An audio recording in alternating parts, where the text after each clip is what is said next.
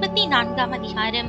ஒருவன் ஒரு ஸ்திரீயை விவாகம் பண்ணிக்கொண்ட பின்பு அவளிடத்தில் லட்சியான காரியத்தை கண்டு அவள் மேல் பிரியமற்றவனானால் அவன் தள்ளுதலின் சீட்டை எழுதி அவள் கையிலே கொடுத்து அவளை தன் வீட்டில் இருந்து அனுப்பிவிடலாம்.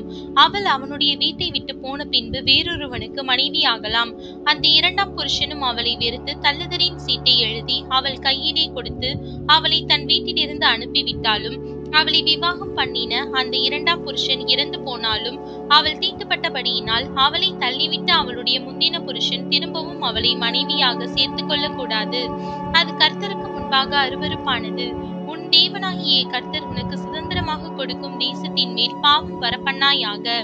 ஒருவன் ஒரு பெண்ணை புதிதாய் விவாகம் பண்ணி இருந்தால் அவன் யுத்தத்திற்கு புறப்பட வேண்டாம்.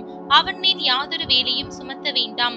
அவன் ஒரு வருஷ பரியந்தம் தன் வீட்டில் தன் இஷ்டப்படி இருந்து தான் விவாகம் பண்ணின ஸ்திரீயை சந்தோஷப்படுத்துவானாக.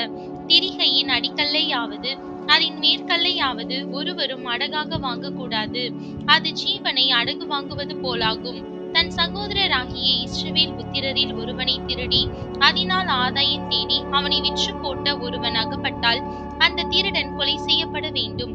இப்படியே தீமையை உன் நடுவில் இருந்து விலக்க கடவாய். குஷ்டரோகத்தை குறித்து லேவியராகிய ஆசாரியர் உங்களுக்கு போதிக்கும் யாவையும் கவனித்து செய்யும்படி மிகவும் எச்சரிக்கையாயிருங்கள்.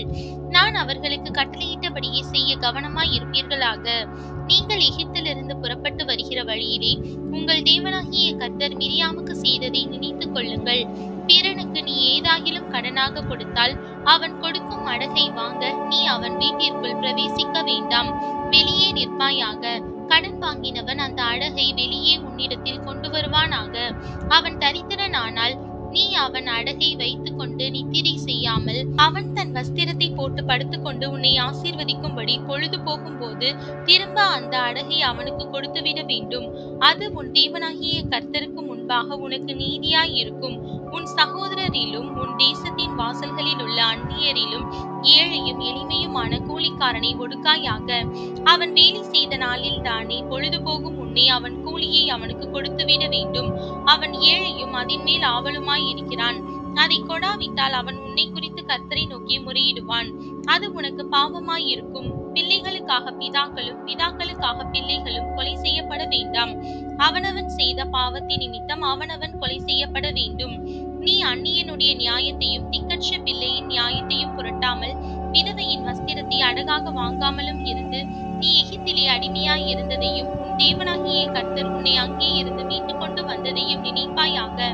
ஆகையால் இப்படி செய்யும்படி நான் உனக்கு கட்டளையிடுகிறேன். நீ உன் பயிரை அறுக்கையில் உன் வயலிலே ஒரு அரிக்கட்டை மறதியாய் வைத்து வந்தாயானால் அதை எடுத்து வரும்படி திரும்பி போக வேண்டாம். உன் தேவனாகிய கர்த்தர் உன் கை பிரயாசத்தில் எல்லாம் உன்னை ஆசீர்வதிக்கும்படி அதை பரதேசிக்கும் திக்கற்ற பிள்ளைக்கும் விதவைக்கும் விட்டுவிடுவாயாக. நீ உன் ஒலிவ மரத்தை உதிர்த்து விட்ட பின்பு கொம்பிலே தப்பி இருக்கிறதை பறிக்கும்படி திரும்பி போக வேண்டாம். அதை பரதேசிக்கும் திக்கற்ற பிள்ளைக்கும் விதவைக்கும் விட்டுவிடுவாயாக. நீ உன் திராட்சை பழங்களை அறுத்த பின்பு மறுபடியும் அதை அறுக்க திரும்பி போக வேண்டாம். அதை பரதேசிக்கும் திக்கற்ற பிள்ளைக்கும் விதவைக்கும் விட்டுவிடுவாயாக. நீ எகிப்திலே அடிமையாய் இருந்ததை நினைப்பாயாக. ஆகையால் இப்படி செய்யும்படி நான் உனக்கு கட்டளையிடுகிறேன்.